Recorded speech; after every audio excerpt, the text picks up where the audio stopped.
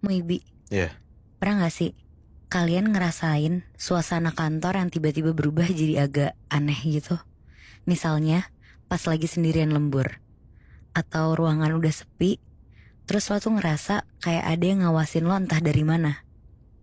Sebenarnya kita pasti sadar kalau di kantor kita sendiri tuh pasti ada aja hal-hal mistis dan gaibnya. Tapi ya kita cuma bisa berusaha berani dan pura-pura aman aja. Karena setiap hari kan lo bakalan ke kantor. Jadi lo tinggal harus kuat-kuatan aja sama makhluk halus yang ada di kantor lo sendiri. Muibi, Iya. cerita ini tuh gue dapet dari Paranoise yang ngirim email ke Scary Things. Sebut aja yang ngirimin ini namanya Lia. Lia ini tuh cerita tentang pengalaman mistis yang dia alamin, yang hampir ngebuat dia tuh kerasukan. Sosoknya ini tuh ada dua, dan itu terjadi di berbagai tempat di tempat kerjanya si Lia. Nah, si Lia ini tuh sebenarnya nggak punya kekuatan mistis atau semacam kepekaan gitu. Dan Lia tuh sama sekali belum pernah ngalamin hal mistis sampai kayak gini. Jadi ceritanya, si Lia ini dapat kerja berkat dimasukin sama omnya ke salah satu kantor buat ngisi posisi sebagai housekeeping di daerah Cengkareng, Jakarta Barat. Pas awal kerja, dia tuh bertiga awalnya, dan di saat itu emang gak ada kejadian apa-apa. Sampai akhirnya karena tempat kerjanya itu jauh dari rumahnya Lia, jadi dia tuh ditempatin di ruangan kecil kosong buat jadi tempat tidur di kantornya dia. Sampai akhirnya satu temannya dia tuh juga pindah ke tempat atau bagian lain juga lah yang barengan sama Lia ini. Sampai satu ketika di malam Jumat, di situ posisinya tuh dia lagi di tempat kerjanya.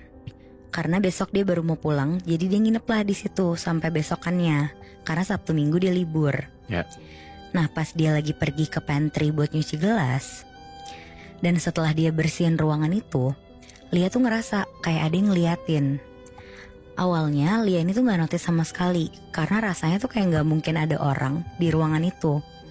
Karena posisi kantornya itu tuh sepi, cuma ada satpam, dan itu pun satpamnya udah tidur di tempat satpamnya tidur. Dan Lia nyuci piring itu tuh sekitar jam 12:30 malam. Jadi karena dia gak bisa tidur, akhirnya dia nyuci piring dan bersihin ruangan lah. Nah, makin lama perasaannya Lia tuh makin aneh. Kayak dia tuh makin ngerasa ada yang ngeliatin dia sampai dia tuh balik ke ruangannya.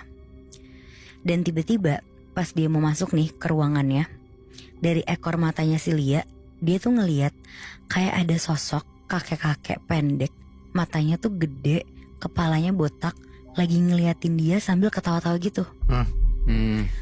Karena takut, dia tuh langsung masuk tuh, nutupin badannya pakai selimut.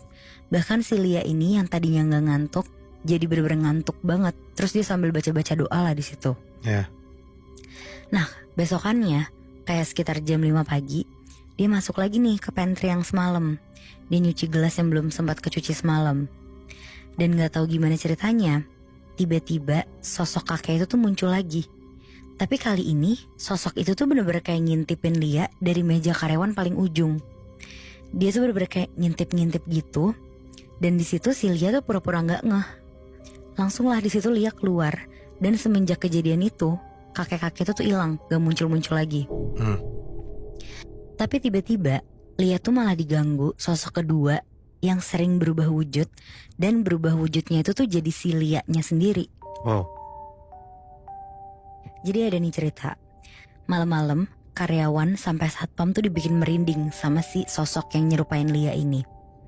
Jadi ada satpam, namanya tuh Bang Ucok. Setiap jam 11 tuh dia suka ngontrol ruangan. Terus tiba-tiba katanya pas Bang Ucok mau minjem pel, dia tuh ngeliat Lia ada di dalam ruangan biasa si Lia tidur.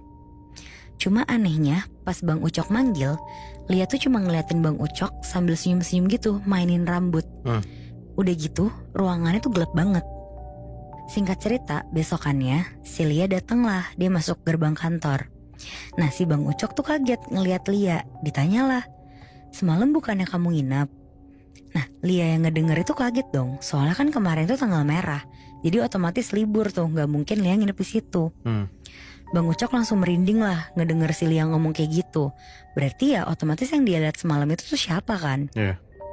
Nah ada lagi nih, satu karyawan kantornya waktu itu pas baru masuk.